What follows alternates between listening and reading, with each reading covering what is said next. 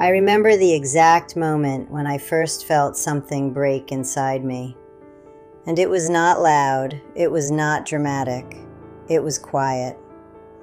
I was standing in my kitchen holding his coffee cup, and I suddenly realized I did not trust my own husband anymore. That thought scared me, because for years I trusted him more than I trusted myself. Maybe you have felt something like this too, when doubt enters your heart slowly, without asking. When we first got married, he used to make promises so easily. Soft words, warm voice, gentle eyes. He would say, "You are my only truth." And I believed every word. I built my whole life around those promises. We were not rich. We had a small house, simple furniture, and a routine that never really changed. But I was happy. I found comfort in little things. The way he would sit beside me after dinner. The way he would ask, "Are you tired?" Even when he was more tired than me. Those moments felt real. Years passed like this. Calm, stable, predictable. And then, slowly, things began to change. Not in a way that people around us could see. No one would look at us and think something was wrong. But inside the house, inside my heart, something felt different. He started coming home late. At first, I did not question it. Life gets busy. Work becomes stressful. I understood that. I supported him. But then, late nights became normal, and explanations became shorter. It was work, just meetings, nothing important. The more I listened, the less I felt convinced. There was one night I remember clearly. I had been waiting for him. I made dinner, cleaned the table twice, checked the time again and again. When he finally came home, I smiled. I asked softly, "Did you eat?" He avoided my eyes and said, "Yeah, I had something with colleagues." That was the first time his answer felt empty. I nodded, but inside, something shifted. Maybe you know this feeling, when words sound normal, but your heart refuses to believe them. After that, I started noticing things I had never noticed before. His phone was always with him. Always. Before, he would leave it anywhere. On the table, on the couch, sometimes even in the bedroom while he was outside. Now, it never left his hand. If it rang, he would step outside. If a message came, he would turn the screen away. I told myself I was overthinking. I told myself, do not become that kind of wife. So I stayed quiet. But silence does not stop the truth. It only delays it. One night, I woke up suddenly. The room was dark, but I could see a soft glow from his side. He was awake, scrolling, typing, smiling slightly. At that hour, I turned toward him and asked, "Who is it?" He looked at me for a second, then quickly locked his phone. "Just work," he said. At that moment, something inside me said, "That is not true." But I did not argue. I turned away and I pretended to sleep. That night I realized something painful. Sometimes we choose not to see the truth because we are afraid of what it will do to our life. Days went by. I continued my routine, cooking, cleaning, waiting, smiling. From the outside, nothing had changed. But inside, I was slowly becoming someone else. A woman who watches carefully. A woman who listens between words. A woman who feels distance even when sitting next to her husband. There were still good moments. That is what made everything confusing. Some days he would act like the same man I married. He would sit close, talk softly, even laugh with me like before. And for a moment, I would relax. I would tell myself, "See, everything is fine." But then it would happen again. Late nights, short answers, that same distant look in his eyes. One afternoon, I was cleaning the bedroom, Just a normal day, nothing special. His jacket was lying on the chair. I picked it up. And I do not know why, but my heart started beating faster, like something inside me already knew. I slipped my hand into the pocket, and I found a receipt. A simple piece of paper, but it did not feel simple. It was from a restaurant, not one we ever visited together. 2 meals, 2 drinks, 1 dessert. And the time matched one of those nights he said he was working late. I stood there for a long time, just looking at that receipt, trying to understand, trying to deny, trying to find a reason. Maybe it was work. Maybe he went with friends. Maybe. We always create maybes when we are not ready for the truth. That evening, I did not say anything. I cooked dinner. I asked about his day, I smiled, and he answered like everything was normal. That hurt more than anything, because if he was lying, he was comfortable doing it. That night, I could not sleep. I kept thinking, when did this start? Was I blind? Or did he change? Or did I just believe too much? A few days later, something happened that I was not prepared for. He left in a hurry that morning. He forgot his phone. That had never happened before. I saw it on the table. I walked past it once. Then again. My heart was beating fast. I told myself, do not touch it. But my hands did not listen. I picked it up slowly. The screen lit up. There were messages from a name I had never seen before. And the last message said, "And I miss you already." I kept staring at those words. My hands felt cold. My heart was beating so fast I could hear it in my ears. For a moment, I forgot how to breathe. I miss you already. Those are not words you send to a colleague. Those are not words you send by mistake. Those are words you feel. I slowly opened the message thread. I know I should not have. I know some people will say it was wrong, but tell me, what would you have done in my place? When your heart already feels the truth, do you still look away? The messages were not long, not dramatic, not like in movies. They were simple, and that made them more painful. Did you reach home? Call me when you can. Last night was nice. I wish we had more time. Each line felt like a quiet knife. There was no confusion anymore. No maybe. No I am overthinking. This was real. My husband, the man who once held my hand and promised never to lie, was sharing something with someone else. Something that used to belong to me. I sat down slowly. I do not know how long I stayed there. Minutes, maybe hours. Time did not feel normal anymore. All the moments from the past started coming back. The late nights, the missed calls, the short answers, the distant eyes. It all made sense now, and somehow that made it worse. Because the truth was not sudden. It had been there for a long time. I just did not want to see it. Maybe you understand this feeling, when you realize the truth was always in front of you, but you kept choosing trust over doubt. Tears came quietly, not loud, not dramatic, just silent tears falling one after another. I was not just hurt, I felt replaced. That is the word, replaced. Like the life we built together was no longer enough for him. Like my presence had become ordinary. Like my love had become invisible. I wiped my tears quickly when I heard the door. My heart stopped for a second. He was back. He walked in fast, looking slightly stressed. "I forgot my phone," he said. I was still holding it. For a moment, our eyes met, and in that moment, everything changed.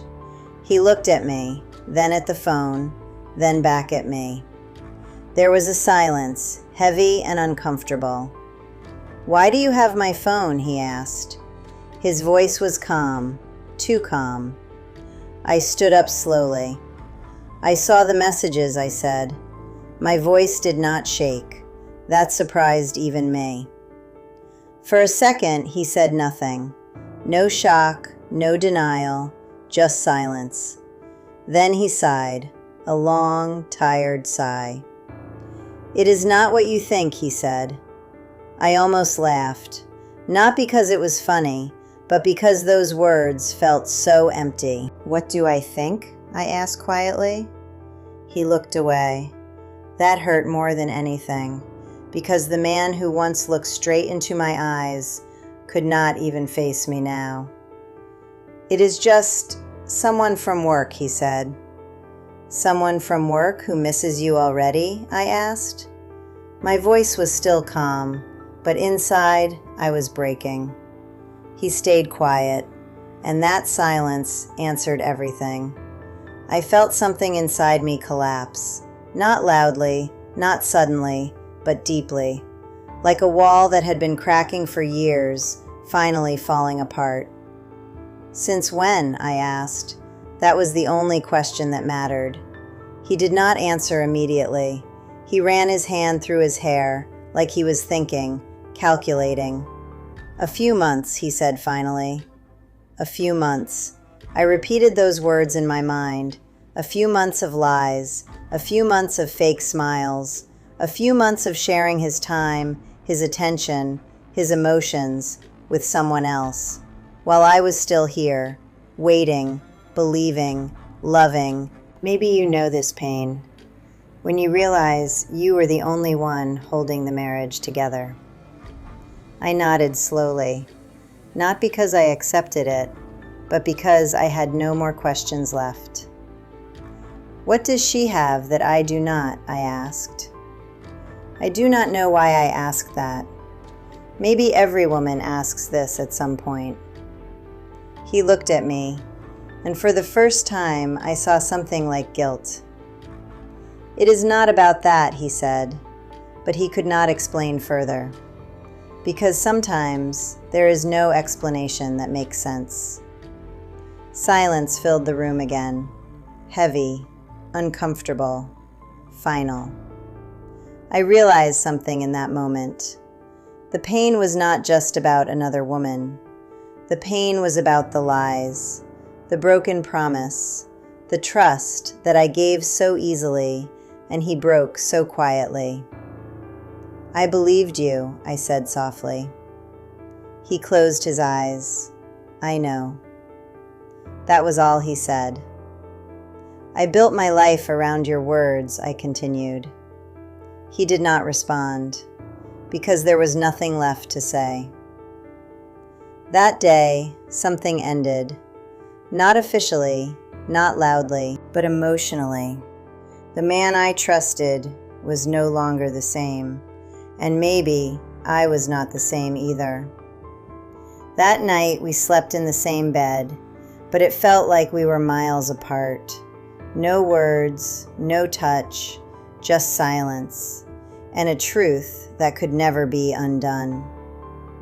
Maybe you have felt this kind of silence too, the kind that says everything without saying anything. The next morning felt unreal. The sun came in through the window like it always did. The birds were making the same soft sounds. The world had not changed. But inside me, everything was different. I woke up before him like I always did. I went to the kitchen. I made coffee. I placed his cup on the table out of habit, then stopped. For a moment, I just stood there, looking at that cup. And I asked myself, why am I still doing this? Maybe you have been there too, when your body keeps following routine, but your heart is no longer in it. He came into the kitchen a few minutes later. We did not say good morning. We did not look at each other. He picked up the coffee and took a sip, like nothing had happened, like the night before was just a small conversation. That hurt me in a strange way, because I realized I was the only one feeling the weight of it. "Are you going to work?" I asked quietly. He nodded. "Yes." That was it. No apology, no explanation, no effort to fix anything, just normal. And that normal felt more painful than any argument. After he left, the house felt too quiet, not peaceful, empty. I walked into the bedroom and sat on the edge of the bed. My eyes slowly moved around the room. Every corner held a memory. This was our life, or at least what I thought was our life. I kept thinking about his words. A few months. That sentence stayed with me because it made me question everything. Were those months real, or was I living alone in a relationship without knowing it? I started remembering small moments, times when I tried to talk and he seemed distracted, times when I asked, "Is everything okay?" and he said, "Yes, I'm just tired." Times when I sat next to him but felt invisible. All those moments, they were not random. They were signs, and I ignored them. Not because I was foolish, but because I trusted him. And trust sometimes blinds you. The whole day I could not focus on anything. I tried to clean, I tried to cook, I even tried to watch television. But my mind kept going back to one question. What do I do now?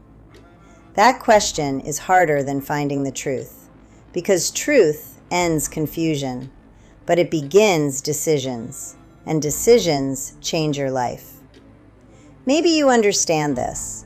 When you stand at a point where every option hurts, stay and live with the pain. Leave and break everything you built. I did not know which one was worse. That evening, he came home earlier than usual. That surprised me. He walked in slowly, not like before. There was hesitation in his steps.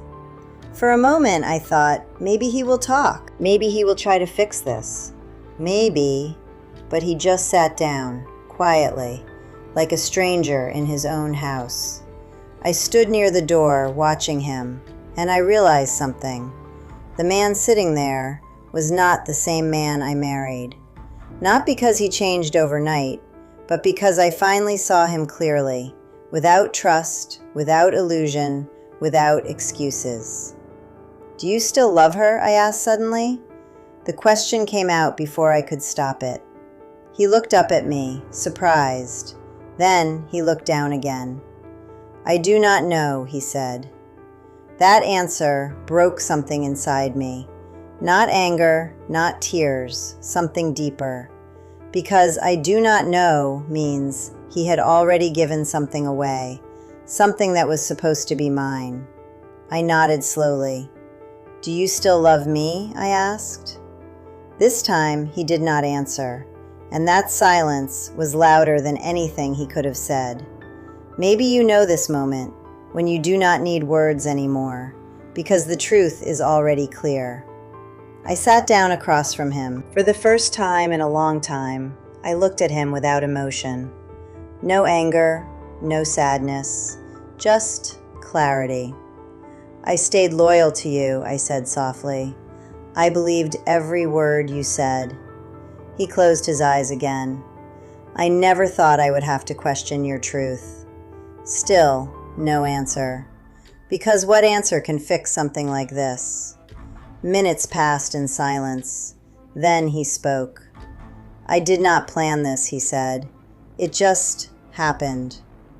I shook my head gently. No, things like this do not just happen. They grow, they build, they take time, just like love does.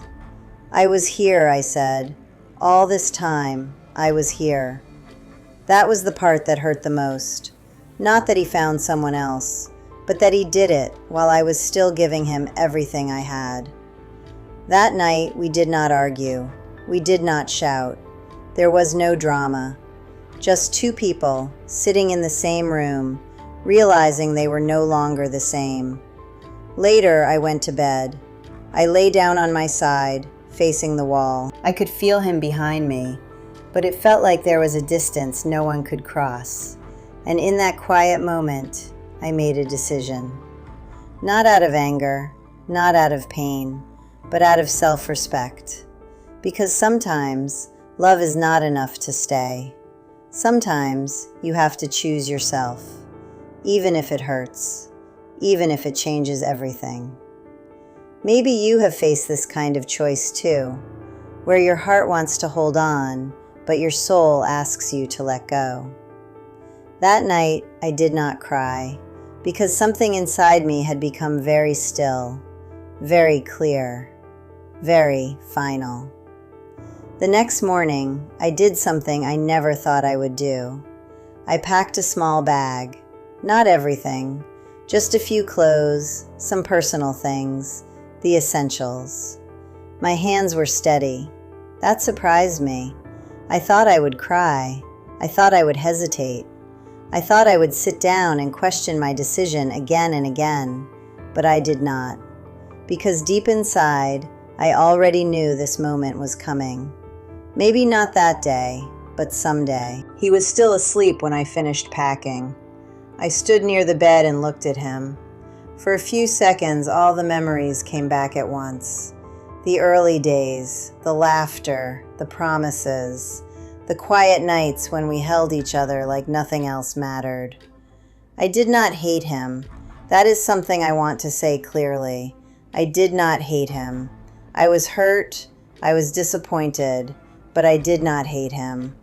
Because hate keeps you tied to someone, and I did not want to stay tied anymore. I just felt done. Maybe you understand this feeling, when your heart no longer fights, no longer begs, no longer waits. It just lets go.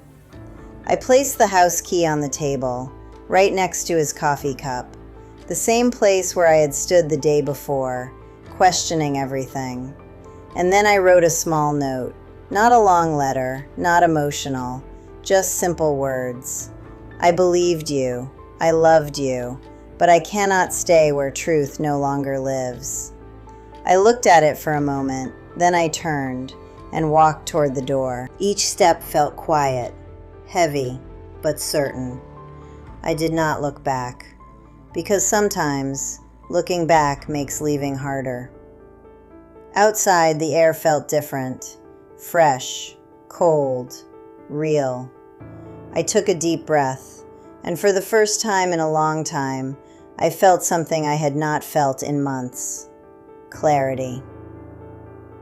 The days after that were not easy. I will not lie about that.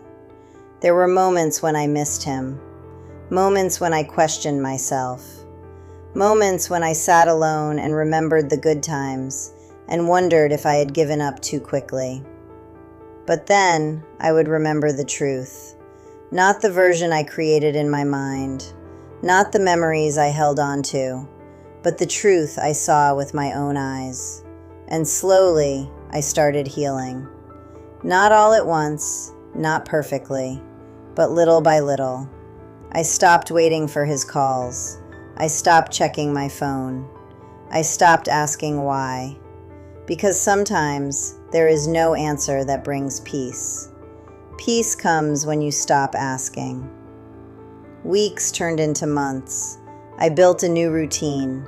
Simple, quiet, but honest. And that honesty felt stronger than any promise I had ever believed before. One day, I saw a couple sitting in a park. They were older, maybe around my age. They were not talking much, just sitting side by side. But there was something in the way they sat, a kind of comfort, a kind of truth. And I realized something in that moment. Love is not just about staying. It is about being real, being honest, being present. And when those things disappear, what remains is not love anymore. It is habit. It is fear. It is silence. Maybe you have lived through something like this. Maybe you stayed. Maybe you left. But you understand how heavy these choices can be. Today, when I look back, I do not see myself as a victim. I see myself as someone who finally listened to her own heart. Someone who chose truth over comfort. Someone who walked away, not because she stopped loving, but because she started respecting herself. And if there is one thing I have learned from all of this, it is this: promises are easy to say, but truth is shown in actions. And when actions change, you must be brave enough to see it, even if it breaks your heart, even if it changes your life. Because at the end of the day, living with truth may hurt for a while, but living with lies slowly destroys you. And I chose not to be destroyed.